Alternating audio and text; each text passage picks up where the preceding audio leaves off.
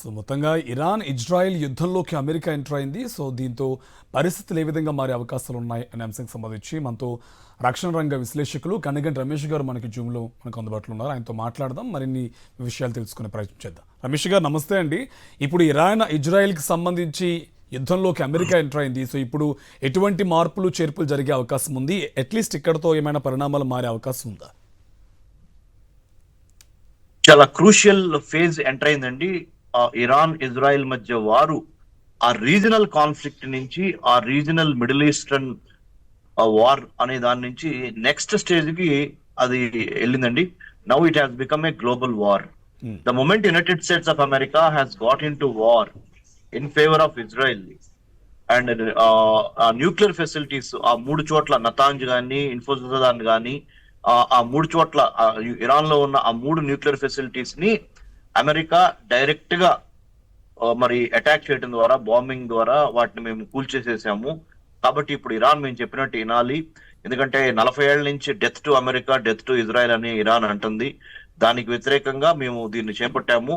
అంటే nuclear weapons ని మేము తుదిముట్టించడమే ఈ యొక్క మిషన్ యొక్క ప్రథమ ఉద్దేశము. ఇరాన్ లో ఉన్న సివిలియన్స్ మాకు ఎటువంటి శత్రువులు కాదని అటు అమెరికాను ఇటు ఇజ్రాయెల్ చెబుతుంది. కానీ యుద్ధం అంటూ జరిగితే కొంత కొలాటరల్ డ్యామేజ్ జరిగేది అనేది వాస్తవం. సరే, ఇది పక్కన పెడదాం. ఇప్పుడు the moment America gets into the war, China, Russia will not keep quiet.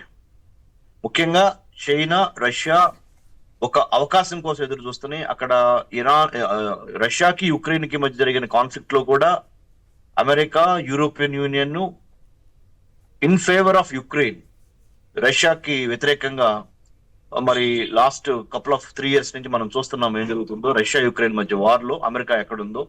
So ఇప్పుడు రష్యా కూడా తప్పనిసరిగా ఇరాన్ కి సపోర్ట్ చేసే అవకాశం ఉన్నదా? ఉంటే దాని మూలాన జరిగే తీవ్రమైన పరిణామాలు ఏంటి? అదేవిధంగా చైనా కూడా, పీపుల్స్ రిపబ్లిక్ ఆఫ్ చైనా కూడా ఒకవేళ అమెరికా గనక యుద్ధానికి దిగితే, మిలిటరీ పరంగా ఇరాన్ ఏమన్నా చేస్తే మేము కూడా ఖాళీగా ఉండము, మేము కూడా చూస్తా ఉండము. Will also try to help Iran against United States of America అని చైనా కూడా చెప్పింది. సో మనస్ఫూర్తిగా నేను భగవంతుని ప్రార్థించేది ఏంటంటే, నాతో పాటు మన ప్రపంచ ప్రజలందరూ, ఇప్పుడు మనం అందరం మూడో ప్రపంచ యుద్ధంగా ఇది మారకుండా ఉండాలి అనే దాని మీద ఆ భగవంతుని మనం ప్రార్థించాల్సిన అవసరం వచ్చింది. భగవంతుని సంకల్పంతో పాటు ఏది యుద్ధం ఆగి ప్రపంచ శాంతి నెలకొల్పాలనే దాని మీద మనం కూడా, భారతదేశం కూడా ఒక ప్రోయాక్టివ్ లీడర్షిప్ తీసుకొని, అంటే భారతదేశము 1947 నుంచి 2000 సంవత్సరం వరకు ఒక రకమైన రియాక్టివ్ లీడర్షిప్ ఉండేది. ఇది ఇండియన్ ఫారెన్ పాలసీలో, Indian defence polity, Indian military పాలసీలో. 2014 నుంచి మరి ముఖ్యంగా proactive and predatory in nature అనే foreign policy, defence policy. Preemptive, proactive అనేది ప్రిడేటరీ అంటే శత్రువు ఎక్కడున్నాడో కనుక్కొని వాళ్ళ సేఫ్ హెవెన్ లోకి వెళ్ళి కొడతాం అనేది కూడా 2014 నుంచి మరి ప్రధానమంత్రి మోడీ గారు, అజిత్ దోవల్ గారి ఈ కాంబినేషన్ మనం చూస్తున్నాము. అదే లీడర్షిప్ తో ఇప్పుడు ప్రోయాక్టివ్ గా ఇజ్రాయెల్ ని, ఇరాన్ ని, రెండు దేశాలను చోట కూర్చోబెట్టి మాట్లాడగలిగిన సత్తా ఒక్క భారతదేశానికి మాత్రమే ఉంది. అమెరికా చెప్పిన ఇరాన్ వినే పరిస్థితిలో లేదు, లేదా చైనా, రష్యా చెప్పిన ఇజ్రాయెల్ వినే పరిస్థితిలో లేదు. సో భారతదేశానికి మాత్రమే Bharat, BHARAT, building a harmonious but audacious Raj to advance hour technology, trade and talent and to decimate terrorism. అది భారత్ అంటే ఈ రోజున BHARAT. భారత్ అంటే మన భారతదేశం గురించి చెప్పాల్సి వస్తే. కాబట్టి అమెరికన్ ప్రెసిడెంట్ డొనాల్డ్ ట్రంప్ తీసుకున్న మిలిటరీ యాక్షన్ ఏదైతే ఉందో, ఇప్పుడు ఇరానియన్ న్యూక్లియర్ సైట్స్ ని బాంబింగ్ చేసి వాటిని మేము నిర్వీర్యం చేసామని చెప్తున్నారో, దానికి ఇంప్లికేషన్స్, అంటే దానికి ప్రతిచర్యగా డెఫినెట్ గా రష్యా, చైనా, మరి నార్త్ కొరియా, ఇంకా తదితర దేశాలు ఇరాన్ కి ఏ విధంగా, టర్కీ ఇరాన్ కి ఏ విధంగా మద్దతు ఇస్తాయి అనేది వేచి చూడాలి. నా అంచనా ప్రకారము ఇరాన్ తప్పనిసరిగా రిటాలియేషన్ చేసుద్ది, అంటే ప్రతిచర్య ఉంటుంది ఇరాన్ నుంచి. అది ఇరాన్ ఒక్కటే వెళ్ళి సోలోగా ఇజ్రాయెల్ మీద, అంటే పక్కనే ఉంది కాబట్టి ఇజ్రాయెల్ 2000 కిలోమీటర్ల దూరంలోనే ఉంది ఇజ్రాయెల్ ఇరాన్ కి. దానికి ప్రతిచర్యగా ఎక్కువ ఇజ్రాయలీ పట్టణాల మీద, ఇజ్రాయలీ వైటల్ ఇన్స్టలేషన్స్ మీద తిరిగి కొట్టుద్దా, లేదా భయపడి లేదా శాంతి తీసుకురావాలనే ఉద్దేశంతో ప్రపంచంలోని అన్ని దేశాలు కనుక ఇరాన్ని ఆ ఆ, ఒక రకంగా నెగోషియేటింగ్ టేబుల్కి తీసుకురాగలిగితే, చర్చలకు తీసుకురాగలిగితే అక్కడతో ఆగిపోద్దా అనేది వేచి చూడాల్సిన అవసరం. నా నా అనాలిసిస్ అయితే మాత్రము మా centre for human security studies తరఫున మేము హైదరాబాద్ లో ఒక రీసెర్చ్ థింక్ ట్యాంక్ గా ఉన్నాము గత 12 ఏళ్ల నుంచి, మీకు తెలుసది. సో మా అనాలిసిస్ ప్రకారము Iran will not keep quiet.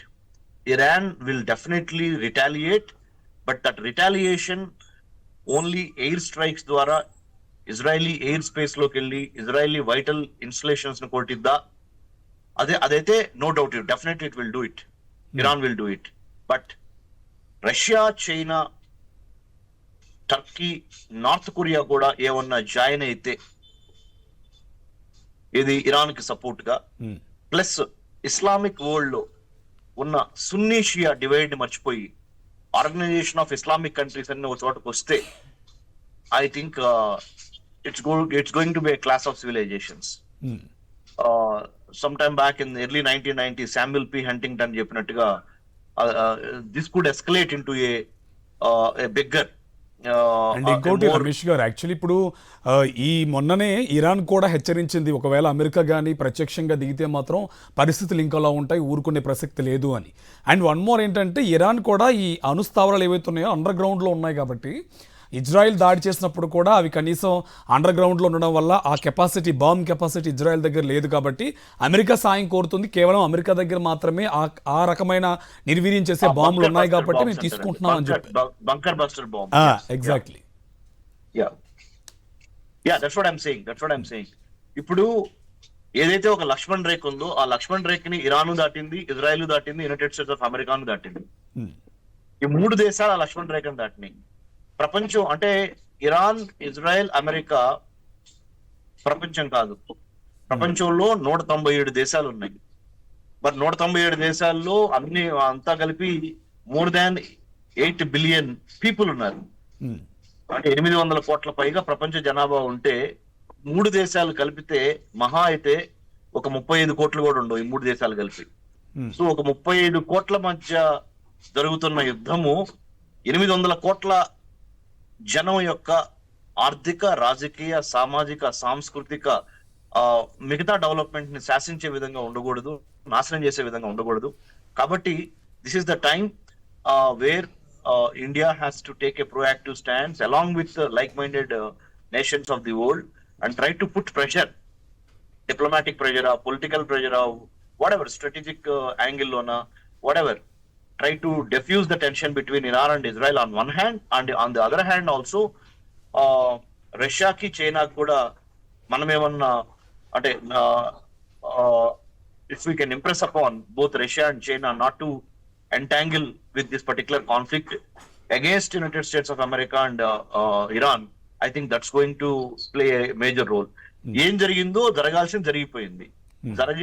జరగబోయేదాన్ని ఆపటానికి యుద్ధ ప్రాతిపదిక మీద ఆన్ వార్ ఫుటింగ్, ఇది ఎక్కడో ఇరాన్, ఇజ్రాయెల్ మధ్య, అమెరికా మధ్య జరుగుతుంది, మనకెందుకని ఖాళీగా కూర్చొని ప్రశాంతంగా మన పనులు మనం చేసుకుందాం, ఇండియాలో మనకేంటి అనే భావన నుంచి 100% త్వరగా బయటికి రావాలి. సివిల్ సొసైటీ బయటికి రావాలి, సామాన్య ప్రజలు కూడా బయటికి రావాలి, గవర్నమెంట్ బయటికి రావాలి.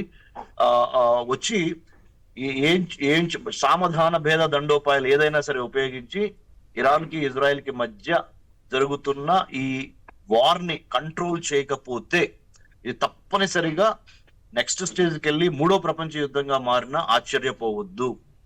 ఎందుకంటే the moment Russia, China, North Korea, Syria అంటే అమెరికన్ ఎనిమీస్, ఇజ్రాయలీ ఎనిమీస్ ఒకటి అయినాయి అనుకోండి, third world war, no doubt about it. So American enemies, అమెరికాకున్న శత్రువులు, ఇజ్రాయెల్ కున్న శత్రువులు ఒకటి కాకుండా చేయగలగటమే దౌత్యం, ఒకటి కాకుండా చేయగలగటమే leadership.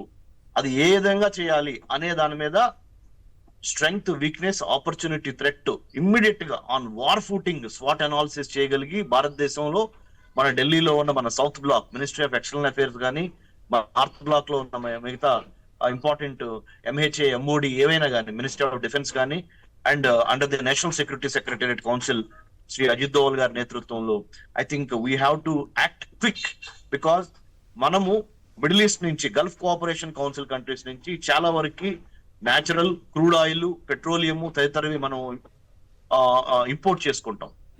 So already Covid China వాడు దెబ్బ కొట్టాడు మనకి. Chinese orchestrated venomous imperial design in 2019 Covid ద్వారా. దాని తర్వాత రష్యా యుక్రెయిన్ కాన్ఫ్లిక్ట్, దాని తర్వాత ఇజ్రాయెల్ పాలస్తీన్ కాన్ఫ్లిక్ట్, ఇప్పుడు ఇరాన్ ఇజ్రాయెల్, మళ్ళీ అమెరికా దాంట్లో జాయిన్ అయింది. అమెరికా జాయిన్ అయితే యూరోపియన్ యూనియన్ ఏం చేస్తుంది? అమెరికా వైపు ఉంటుందా, లేదా ఇటు మరి కొన్ని యూరోపియన్ యూనియన్ లోని కొన్ని కంట్రీస్ ఇటు ఇరాన్ సపోర్ట్ చేస్తాయా? ఎందుకంటే ఇటు Islamic organisation of Islamic countries చాలా వరకు యూరోపియన్ యూనియన్ తో కొన్ని సత్సంబంధాలు ఉన్నాయి. ఎందుకంటే వాళ్ళకి ఆయిల్ నీడ్స్ ఉన్నాయి కాబట్టి. యూరోప్ కి ఆయిల్ నీడ్స్ ఎక్కడి నుంచి వస్తాయి? తీరుతాయి మిడిల్ ఈస్టర్న్ కంట్రీస్ నుంచి, ఈ 22 మిడిల్ ఈస్టర్న్ కంట్రీస్ నుంచి. సో చాలా రానున్న రోజుల్లో చాలా చాలా పర్ముటేషన్స్ అండ్ కాంబినేషన్స్ వర్క్ అవుతుంది. తర్వాత లార్జెస్ట్ ఇండియన్ ఎక్స్పాట్రియేట్ కమ్యూనిటీ, అంటే భారతదేశంలో పుట్టి వేరే దేశంలో స్థిరపడిన వాళ్ళు గల్ఫ్ కోఆపరేషన్ కౌన్సిల్ కంట్రీస్ లో, మిడిల్ ఈస్టర్న్ కంట్రీస్ లో కానీ భారతీయులు ఎక్కువగా సెటిల్ అయి ఉన్నారు అక్కడ. ఇప్పుడు ఆపరేషన్ సింధు ద్వారా ఇరాన్ నుంచి మన భారతీయులను ఇక్కడ తీసుకురావడానికి ఒక 800-900 మందిని తీసుకొచ్చాం. ఇజ్రాయెల్ నుంచి తీసుకురావాలి భారతీయుల్ని. So I think the world, ప్రపంచము ఇంకొక యుద్ధాన్ని భరించగలిగిన శక్తి ప్రపంచానికి ప్రస్తుతానికి లేదు. భారతదేశము త్వరపడి దానికి ఉన్న muscle power, mind power, diplomatic power, political power, or the soft power, whatever, or the hard power use చేసి ప్రస్తుతం ఇరాన్ కి ఇజ్రాయెల్ కి జరుగుతున్న మధ్య టెన్షన్ ఆపటం ఒక ఎత్తు. రెండోది అమెరికా అక్కడతో ఆగిపోయేటట్టుగా కూడా అమెరికాని కూడా ఆపగలగటం. అట్లానే అమెరికా చేసిన మిలిటరీ యాక్షన్ కి రిటాలియేషన్ లో ఇటు రష్యాని, చైనాని, వేరే కంట్రీస్ ని ఆపటం. ఇంకోటి అన్నిటికన్నా మించి, లాస్ట్ పాయింట్ అండి, అన్నిటికన్నా మించి హౌతీస్, యెమెన్ లో ఉన్న Houthi rebel group, terrorist group ఏదైతే ఉందో అది ఎర్ర సముద్రంలోని షిప్పుల్ని కొట్టకుండా ఆపాలి. ఎర్ర సముద్రం, రెడ్ సీలో గనక షిప్పుల్ని కొడితే 100% వరల్డ్ ఎకానమీ, వరల్డ్ ట్రేడ్ దెబ్బతింటే. ప్రపంచంలో 100% ట్రేడ్ జరుగుతుంటే 70% trade shipping, sea lines of communications మీద, అంటే సముద్రం మీద ఆధారపడి జరుగుతున్న ట్రేడ్ 70% ప్రపంచ ట్రేడ్ లో, వరల్డ్ ట్రేడ్ లో. సో అదంతా దెబ్బతింటది. ఎర్ర సముద్రము, స్ట్రైట్ ఆఫ్ హర్ముజ్, ఇక్కడ గల్ఫ్ కోఆపరేషన్ కౌన్సిల్ కంట్రీలో నుంచి ఆయిల్ కిందకి రావాలంటే స్ట్రైట్ ఆఫ్ హర్ముజ్ అని ఇరాన్ యొక్క బందర్ అబ్బాస్ పోర్ట్ దగ్గరలో ఈ చోక్ పాయింట్ ఉంటుంది. ఆ చోక్ పాయింట్ దెబ్బతినకూడదు. ఆ చోక్ పాయింట్ దెబ్బతింటే ఏమవుద్ది? ఇటు బహ్రెయిన్ నుంచి, ఖతార్ నుంచి, యుఏఈ నుంచి, ఇరాన్ నుంచి, సౌదీ అరేబియా నుంచి వచ్చే petrol, natural gas, crude oil ఇటు కిందకి దిగి అరేబియాలో నుంచి, అరేబియా సముద్రం నుంచి ఇటు హిందూ మహాసముద్రం ద్వారా అటు పసిఫిక్ మహాసముద్రంలోని కంట్రీస్ కి వెళ్తుంది. అంటే చైనాకి కానీ మరి జపాన్ కి కానీ ఆ స్థాయి వరకు పెట్రోల్ వెళ్తా ఉంటది, క్రూడ్ ఆయిల్ వెళ్తా ఉంటది. ఇది అయిపోద్ది ఒక పక్కన. ఇక్కడ బాబల్ మందే గల్ఫ్ ఆఫ్ ఏడెన్ అనే రెడ్ సీ నుంచి, అంటే సూయజ్ కెనాల్ నుంచి, ఈజిప్ట్ సూయజ్ కెనాల్ నుంచి రెడ్ సీలోకి, రెడ్ సీలో నుంచి అరేబియాలోకి వచ్చే ఈ షిప్పులు అయిపోతే ఇది కూడా పెద్ద ప్రమాదం. ఈ రెండు చోక్ పాయింట్లు ఆగిపోతే, ఇటేమో స్ట్రైట్ ఆఫ్ హర్ముజ్ ఇరాన్ పక్కన ఉన్నది, యువతలేమో రెడ్ సీ నుంచి కిందకు వచ్చే బాబెల్ మందేపు, గల్ఫ్ ఆఫ్ ఏడెన్ నుంచి వచ్చే పెట్రోల్, న్యాచురల్ గ్యాస్ అయిపోతే, ఈ రెండు అయిపోతే ప్రపంచ వర్తక వాణిజ్య వ్యాపారాల్లో అతి కీలకమైన పెట్రోలియం, చమురు ధరలు విపరీతంగా పెరిగిపోయి ప్రపంచం అల్లకొల్లం అయిపోతుంది. సో చాలా ఫాస్ట్ గా, క్విక్ గా, స్పీడ్ గా రియాక్ట్ అవ్వటం భారతదేశం గాని, భారతదేశం తరపున మిగతా దేశాలు గాని, చైనాకి చెప్పేది చైనాకి చెప్పాలి, రష్యాకి చెప్పేది చెప్పాలి. ఇట్లా అమెరికాని, ఇజ్రాయెల్ ని కూడా చెప్పగలిగిన స్టేజ్ లో ఒక గ్రూప్ గా ఏర్పడాలి. ద కోయిలేషన్ ఇప్పుడే, this is the time, united we stand, divided we. Okay, thank you Ramesh గారు. ఎస్, ఇరాన్పై దాడికి B2 స్టైల్ బాంబర్లను ఈ దాడుల్లో ఉపయోగించినట్టు అమెరికా అధికారులు ప్రకటించారు. శుక్రవారం మిస్సోరీలోని Whiteman air force base నుంచి B2 బాంబర్లు టేకాఫ్ అయి పశ్చిమ వైపు వెళ్ళినట్టు ప్రకటించింది. శనివారం నాటికి ఈ విమానాలు పసిఫిక్ మహాసముద్రం మీదుగా వెళ్లి దాడులకు దిగారు.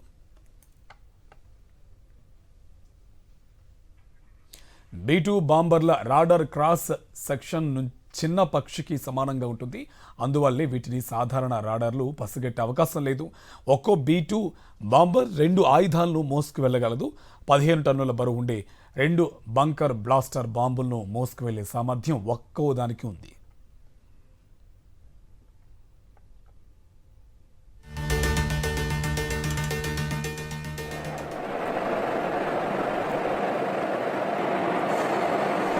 మూడు దశాబ్దాలుగా B2 స్టైల్ బాంబర్లు అమెరికా వాయుసేనలో ఉన్నాయి. అమెరికా వినియోగిస్తున్న ఈ B2 స్టైల్ బాంబర్ చాలా ఖరీదైనవి. అగ్రరాజ్యం దగ్గర మొత్తం 20 B2 స్టైల్ బాంబర్లు ఉన్నాయి. దాదాపు $2 బిలియన్ తయారు చేసిన ఇది ప్రపంచంలోనే అత్యంత ఖరీదైన విమానాల్లో ఒకటి. ఇంధనం నింపకుండానే 6,000 నాటికల్ మైళ్ళ వరకు ప్రయాణించే సామర్థ్యం దీనికి ఉంది.